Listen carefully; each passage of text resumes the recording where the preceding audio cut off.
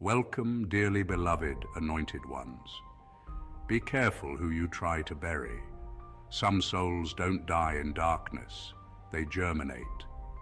You see, it's funny how people can spend so much energy plotting your isolation, thinking they're pulling off a master plan, when in reality they just gave God uninterrupted access to you.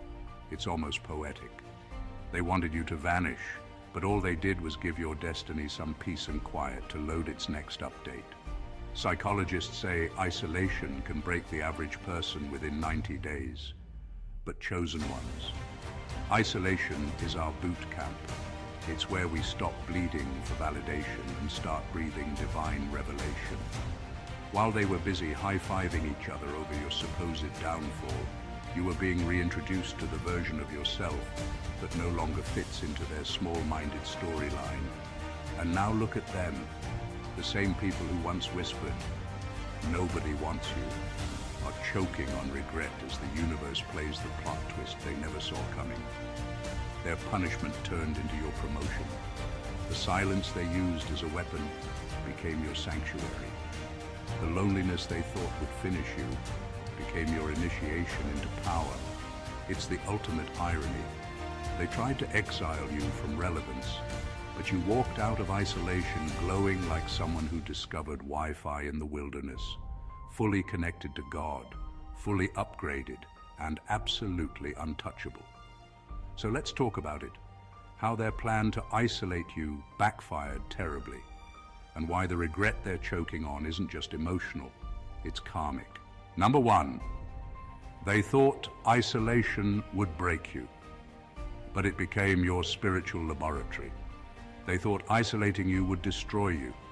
They thought cutting you off from people, opportunities, and support would break your spirit and make you crawl back, begging for acceptance. But what they didn't know was that solitude is not the enemy of the chosen. It's the birthplace of revelation. When you were left alone, something powerful happened behind the scenes. The noise stopped, and for the first time in a long time, you could hear yourself again. You started to notice the difference between who you truly are and who you had to be to survive around them. The same silence that was supposed to suffocate you ended up becoming sacred space, a spiritual laboratory where your pain transformed into intelligence. Every lonely moment turned into a classroom. You started analyzing human behavior, your own patterns, and the invisible systems that had kept you trapped in small thinking. You realized you were never really alone. You were just removed from distractions that were drowning out your higher frequency. What they saw as punishment was actually purification. You were being detoxed from false validation, fake friendships, and the emotional parasites who fed off your light, but never gave anything in return. While they were laughing and gossiping, thinking they'd successfully cut you off, you were busy being recalibrated by divine precision.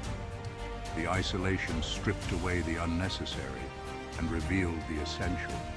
It forced you to look inward, to strengthen your mind, to confront the parts of yourself that you had buried under years of people-pleasing and pretending. They tried to silence your voice, but they accidentally amplified your vision. You started to see through everything: motives, manipulation, energy. You became spiritually surgical. When you finally came out of that isolation, you were no longer the same person they plotted against. You walked out clearer, lighter, sharper, and deeply connected to purpose. And that's when the backfire began. Because now, the version of you they tried to destroy no longer exists. Only the upgraded one does. Their attempt to weaken you became the reason you evolved. They created the isolation, but God turned it into incubation. And now they have to watch as the very environment they meant for your downfall became the soil that made you unstoppable. Number two, they wanted you unseen, but heaven put you under a different spotlight. They thought pushing you out of sight would erase your presence. They wanted you invisible, irrelevant, and forgotten. They believed that if nobody was talking about you, you'd lose your influence. But what they didn't understand is that being unseen by people doesn't mean being unseen by purpose. When heaven places its spotlight on someone, it doesn't depend on public approval or social visibility. It's spiritual, and it shines even in silence. While they worked hard to block your name from conversations, God was engraving it in the right hearts, in hidden places where it truly mattered. You were never erased, you were repositioned. God didn't remove you from the crowd to punish you. He hid you to protect what was still forming inside you. Because some destinies require privacy before presentation. You were being developed behind closed doors, gaining wisdom, strength, and emotional clarity that could never grow in noisy environments. The stage they thought they took away from you was never yours to begin with. Yours was built in the unseen, the place where character grows, discernment sharpens, and power matures. They mistook your absence for insignificance, but it was divine camouflage. The spotlight you were under wasn't artificial light, it was revelation light. Heaven was studying your heart, testing your loyalty, preparing your name for rooms you didn't even know existed. They thought they removed your audience, but God replaced it with alignment. While they sought attention, you sought direction. And that's what made the difference. They became performers, and you became purposeful. Now the same people who tried to erase your visibility are confused about why your presence still lingers.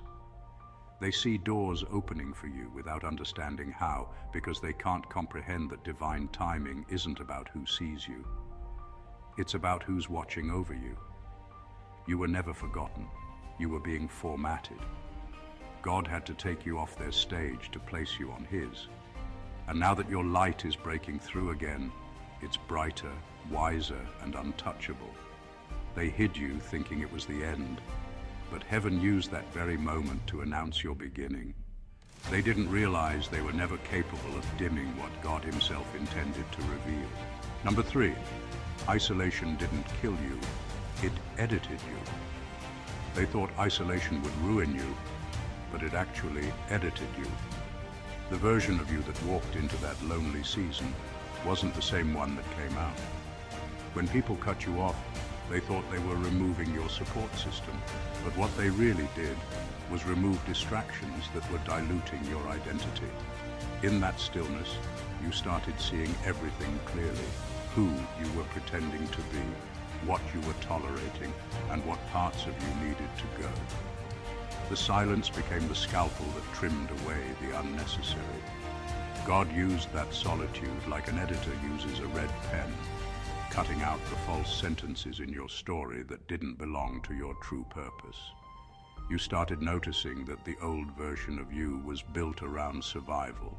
You used to overextend yourself just to be accepted. You used to downplay your intelligence so others wouldn't feel small. You used to keep toxic people close just to avoid being alone. But when isolation came, it broke all those habits one by one.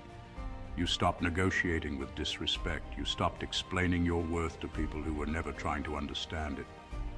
You stopped shrinking. Isolation didn't make you bitter.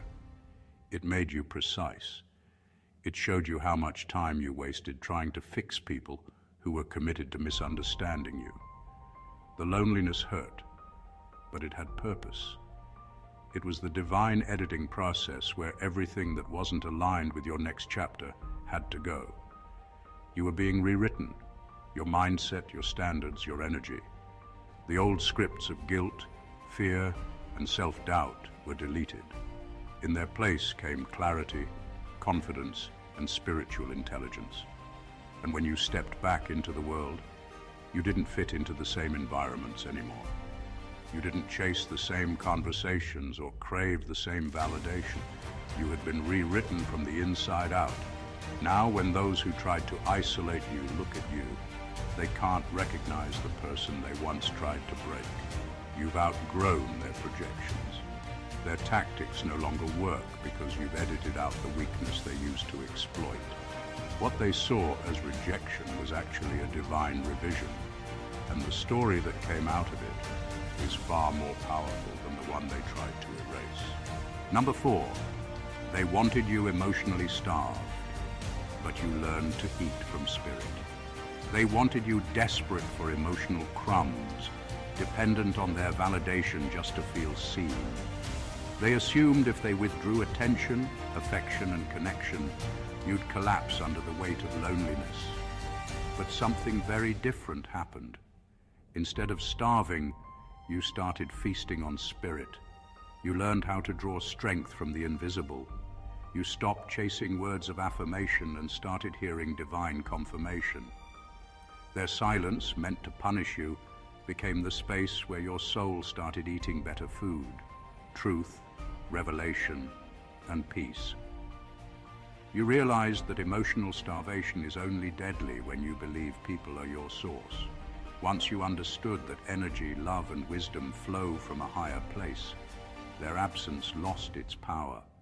You stopped sitting at tables where you had to beg for respect or perform for attention. You started nourishing yourself through stillness, prayer, and solitude. The emptiness they created became your sacred dining room, a place where you reconnected with your own spirit. That shift terrified them, because your detachment exposed how dependent they were on being needed. They thrived when you looked to them for approval, because it fed their ego. When you stopped caring about their opinions, they felt invisible in their own manipulation. The control they once had over your emotions vanished, and they couldn't handle the hunger pangs of irrelevance. You discovered that alignment is more sustaining than attention. You found peace in places they never searched, in quiet mornings, in divine whispers, in self-awareness. You no longer needed their gossip to feel included, or their validation to feel important. You learned how to feed your spirit directly from the source, and that nourishment gave you a glow they couldn't understand. Now when they see you, they're confused. How can someone they abandoned look so full? How can someone they deprived of love radiate so much peace? It's because you no longer live off emotional fast food. You dine on divine nutrition. You stopped begging for crumbs when you realized you were seated at a higher table all along. And that's the kind of satisfaction they can't compete with, because it doesn't come from attention, it comes from awakening. Number 5, they mistook your silence for defeat. It was your recalibration phase. They thought your silence meant you were broken, defeated, and done. They mistook your withdrawal for weakness, not realizing it was the moment you switched from reaction to revelation. They didn't know that silence is where chosen ones reorganize their inner world. You weren't hiding, you were healing.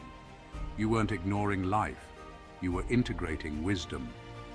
While they laughed and celebrated your supposed fall, you were in the middle of a spiritual software update, deleting outdated emotions, clearing corrupted attachments, and installing new levels of discernment. Every quiet moment became a recalibration. Your thoughts were aligning with truth, your emotions were stabilizing, and your faith was recharging. You were learning how to respond from clarity instead of chaos. You stopped explaining yourself because you realized energy speaks louder than explanations. You were listening more than speaking, observing more than reacting, understanding more than defending, and that's what scared them. You went inward, and they lost access to your triggers. They had built their confidence around your emotional availability. Your reactions fed their sense of control. When you went quiet, they lost their map to manipulate you. Your silence made them feel irrelevant, because they could no longer locate your weak spots. But what they didn't know was that your quiet season was your training ground. You were learning how to think like heaven, calmly, strategically, and divinely timed. You stopped fighting battles that didn't deserve your energy and started investing in the future that did. By the time they realized it wasn't defeat, but divine recalibration, you were already operating on a higher frequency. Their gossip couldn't reach you. Their assumptions couldn't touch you. You had outgrown their comprehension. The silence they mocked turned out to be the sound of your transformation. They waited for your downfall, not knowing you were downloading instructions for your next chapter. And when you finally reappeared, your energy carried authority. You moved differently, steady, unbothered, divinely guided. They can't understand how the one they thought was finished came back refined. It's because your silence wasn't surrender. It was strategy.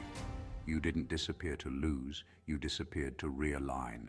Number 6, isolation revealed their true dependency on you. They truly believed that you couldn't make it without them. They thought your value depended on their presence, their approval, or their support. But isolation revealed something they never saw coming. You were never the one who was dependent. They were. You were their emotional supply, their source of validation, their quiet anchor when their own lives were falling apart. They used to drain your empathy, your patience, and your peace, all while convincing themselves they were the strong ones. When they pulled away thinking they were teaching you a lesson, they accidentally removed their own oxygen mask. They didn't realize how much of their confidence was borrowed from your energy. You were the calm in their chaos, the mirror that reflected their better self, the grounding presence that made their dysfunction tolerable. Once you were gone, their inner world became loud again. The arguments got worse, the insecurities resurfaced, the mask slipped. They thought isolating you would make you crumble, but instead they started crumbling without the light you carried. That's why they watch you now with mixed emotions, anger, confusion, regret. They don't understand how you survived what they couldn't live without. The silence you endured became their loudest teacher. For the first time, they had to sit with their own emptiness, the same emptiness you had unknowingly been covering with your love, understanding, and patience. The withdrawal hit hard because they were never addicted to attention. They were addicted to your energy. You were the stability they pretended to possess. They called you weak, but your absence exposed their real fragility.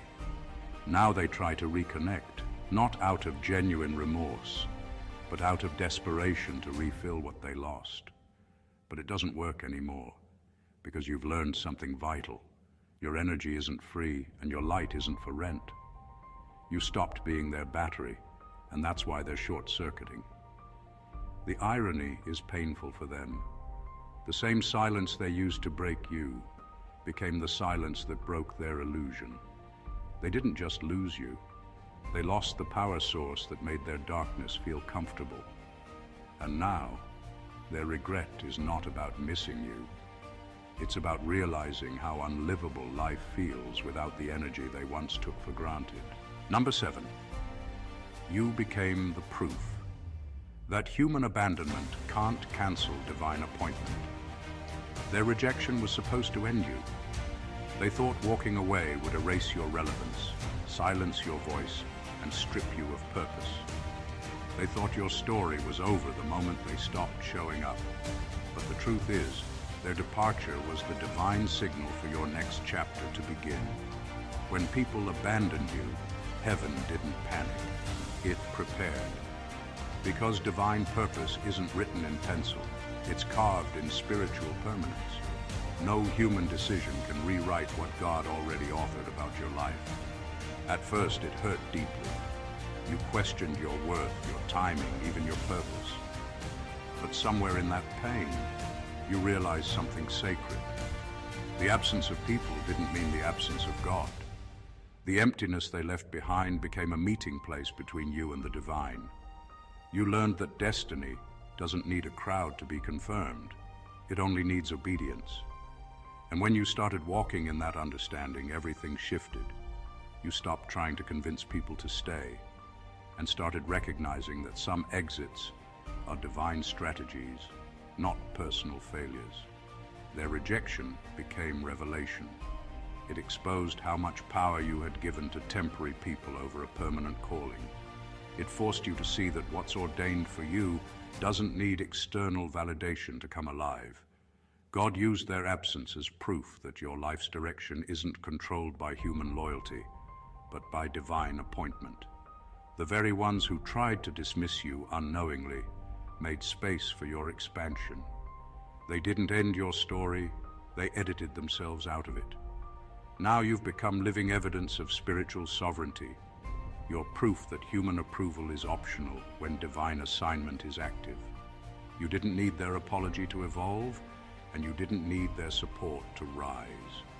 What they thought was your expiration date turned out to be your activation moment. You were never waiting for their return. You were waiting for your recognition. And now your existence tells a story that silences doubt. Every success, every breakthrough, every ounce of peace you now carry stands as proof that rejection doesn't equal reduction. You didn't just survive abandonment, you transcended it. Because when man disowns what God anoints, heaven doesn't cancel the mission, it upgrades it. Number 8, they tried to humiliate you privately, but God made their guilt public. They wanted to humiliate you in silence, to tarnish your name where no one could defend you. They thought if they whispered enough lies behind closed doors, your reputation would crumble quietly. They wanted to see you isolated, embarrassed, and stripped of dignity. But divine law doesn't let deceit stay hidden forever. What they sowed in secret started growing roots of exposure. The very words they used to destroy you turned into the rope that revealed their own intentions. They didn't just get caught. They got convicted by their own gossip. The irony is poetic. The same mouths that once spread lies now struggle to speak your name without shame. Every rumor they started became a mirror that reflected their jealousy, their insecurity, and their obsession. The tables didn't just turn, they flipped violently. The story reversed so fast that now, the same people who mocked you can't stop watching you. The same ones who said you'd never rise are forced to witness your growth unfold right before their eyes, and it's breaking them in silence. You didn't have to defend yourself because truth has a timing that exposes falsehood effortlessly. God didn't just clear your name, He made your elevation the evidence. You became a walking contradiction to their lies. Every success, every peaceful day, every ounce of joy you now carry screams louder than their slander ever could. The universe made sure that their words aged poorly while your actions matured beautifully. And that's a punishment more powerful than revenge. Now they're stuck in the tension of regret, unable to undo the narrative they created, yet forced to watch you thrive in real time. They thought their gossip would discredit you, but it ended up disqualifying. People started seeing through their projections, realizing that their hatred was never about truth, but about envy disguised as concern. Their regret is the testimony they tried to silence. You don't need to say a word. Their own conscience is doing the talking now. The more you rise, the heavier their guilt becomes. And the sweetest justice in all of it is this: the private humiliation they planned for you became the public revelation of their character. God didn't just vindicate you, He made their shame the spotlight. Number 9. They isolated you because your spirit made them feel exposed. They didn't isolate you because you were a problem. They isolated you because your presence revealed the problem. Your spirit carried too much truth, too much awareness, too much light. You didn't even need to confront them. Just being around you made their masks slip. They could no longer hide behind charm, manipulation, or performance, because your energy was like a mirror that showed people exactly who they were beneath the surface. That kind of presence is both magnetic and threatening. People crave your light, but also fear what it exposes. Your authenticity made them uncomfortable. You didn't play the social games that everyone else played. The fake smiles, the polite lies, the silent betrayals. You moved with honesty, integrity, and discernment, and that alone made people nervous. When someone carries that kind of purity, it disrupts anything built on illusion. So rather than change, they chose to isolate you. That was their coping mechanism. Distance themselves from the mirror that reflected their duplicity. Deep down, they knew you saw them clearly. You could sense the envy, the lies, the manipulation, things they'd kept hidden from others for years. You noticed what most people ignored, not because you were suspicious, but because your spirit was trained to detect energy that doesn't match words. And when someone sees through masks that others depend on to survive, it creates fear. That fear turned into avoidance, and that avoidance became your isolation. But what they called rejection was actually spiritual confirmation. They couldn't handle your frequency, not because it was wrong, but because it was real. You were the kind of presence that exposes imbalance just by existing. When your spirit walks into a room, pretense trembles. It's not arrogance, it's alignment. You carry too much truth for spaces built on deceit to feel comfortable around you. So they distanced themselves, thinking they were protecting their peace. But really, they were avoiding conviction. They couldn't manipulate you, flatter you, or confuse you. You saw through it all. And rather than face their own reflection, they tried to erase the mirror. But the beautiful twist is that your isolation only proved what your intuition already knew. They were never rejecting you.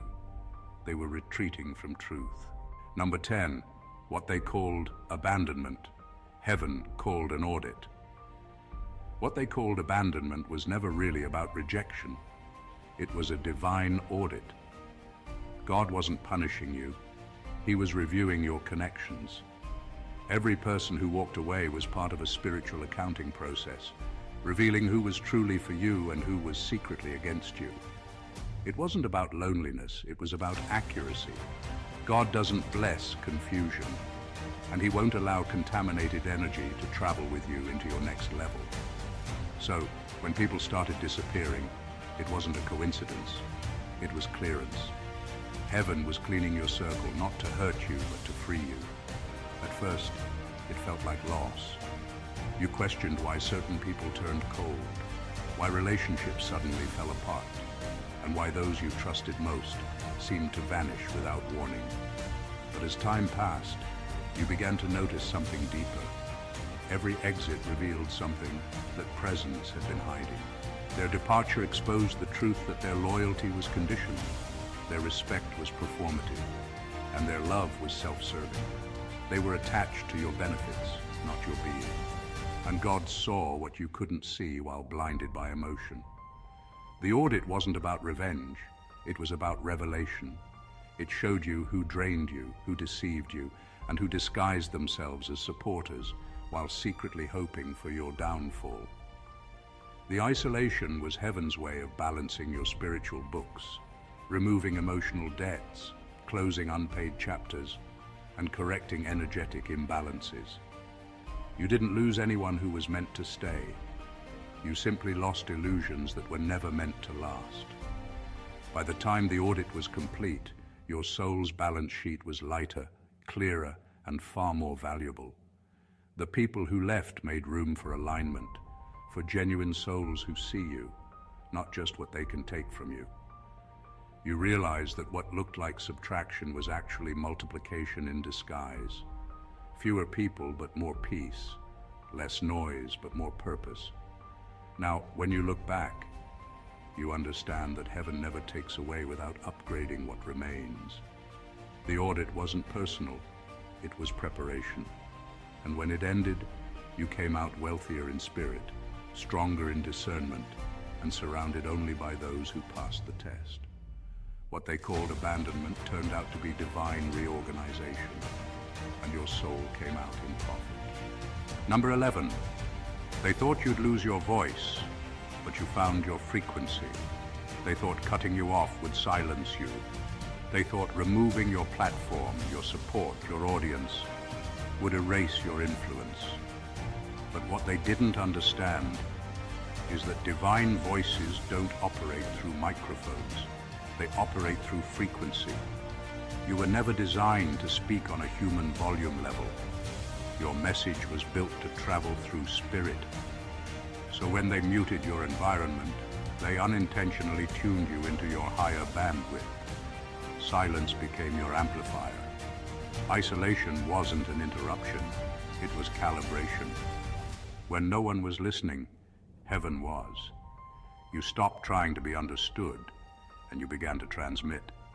Your words transformed from communication to vibration. You no longer needed applause or validation.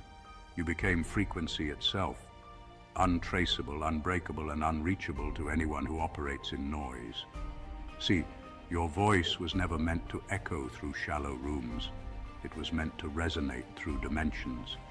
And that's exactly what happened when everything went quiet. You discovered that true sound doesn't come from the throat. It comes from alignment.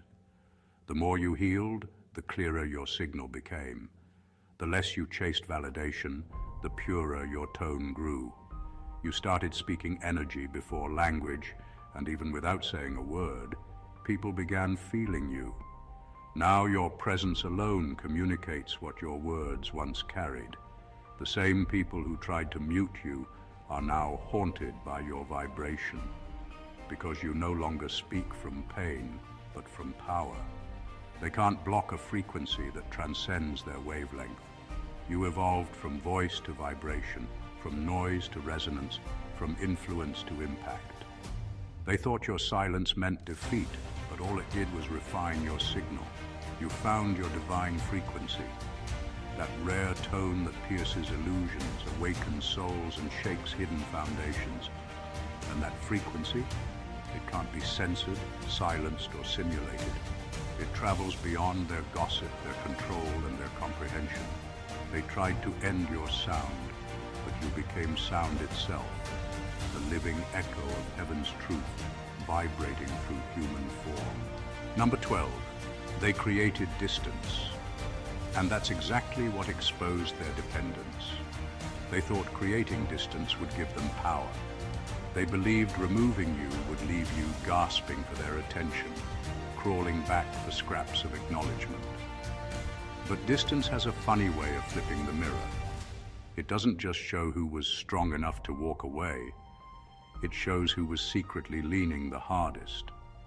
And when that space expanded, it exposed something they weren't ready to face.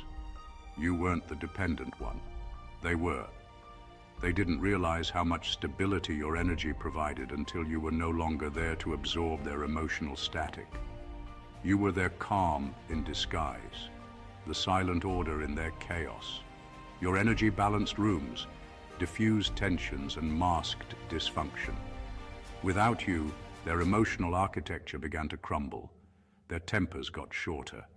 Their peace evaporated. Their relationships started malfunctioning. They thought they were teaching you a lesson in detachment, but what they really did was cut off their own power source. See, when you carry healing energy, people mistake it for weakness. They think your compassion makes you dependent, not realizing that your love is their medication. You were the emotional regulator, quietly detoxing atmospheres that were poisoned long before you entered them. So when they removed you, the toxins surfaced. Suddenly, they couldn't stand themselves. They started replaying moments where they mocked your softness, forgetting that your softness was their shield. That's the paradox of the chosen. You don't realize how much light you bring until your absence becomes the darkness people trip over.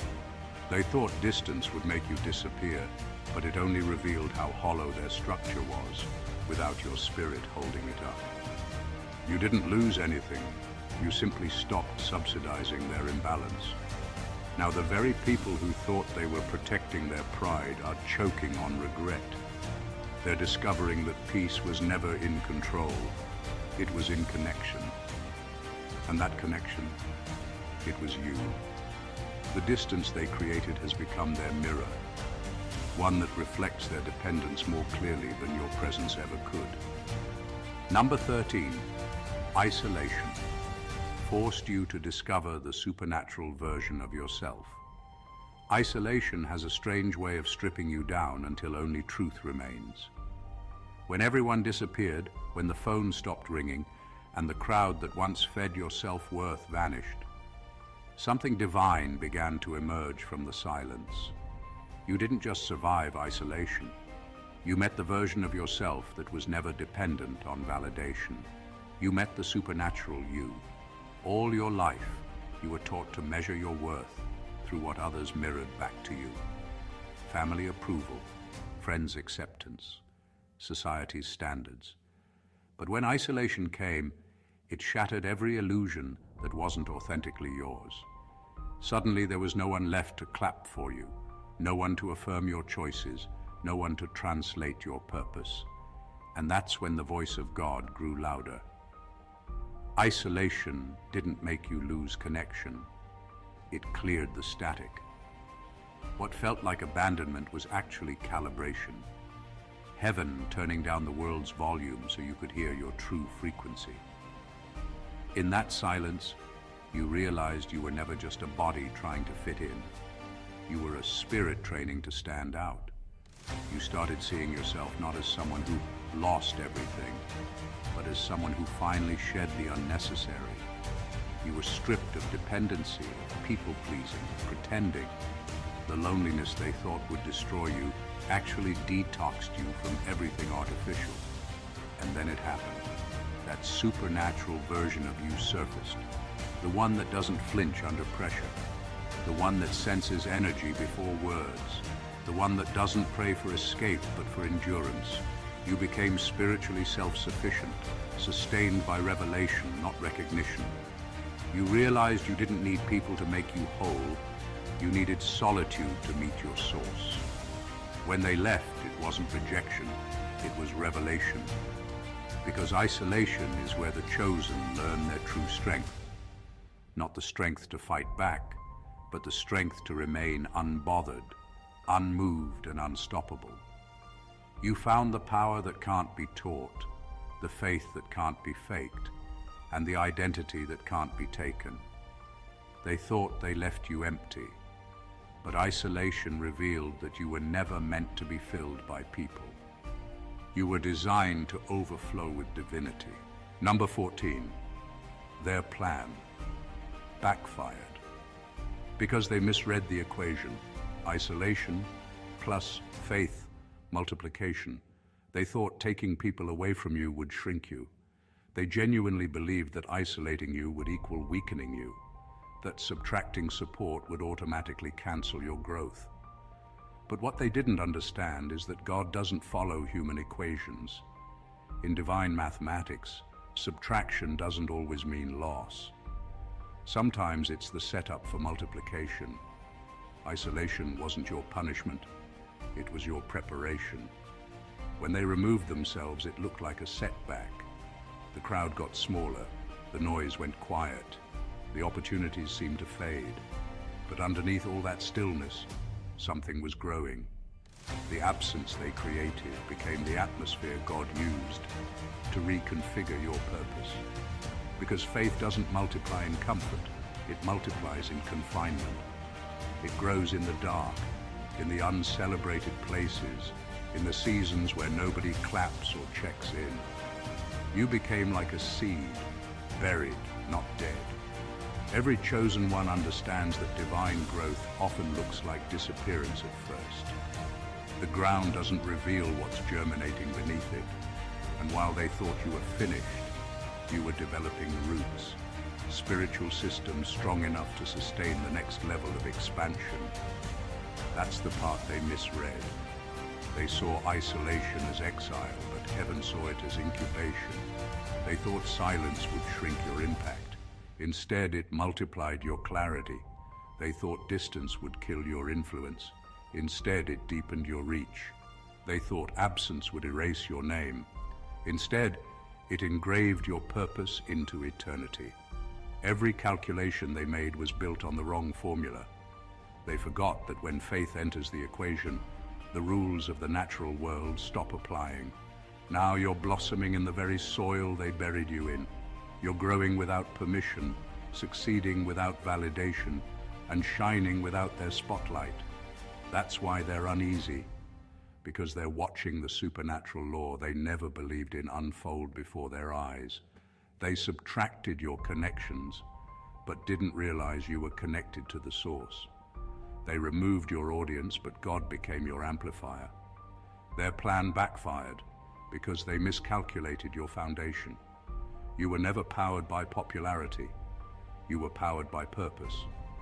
And when faith is the variable, isolation doesn't divide you. It multiplies you beyond their understanding.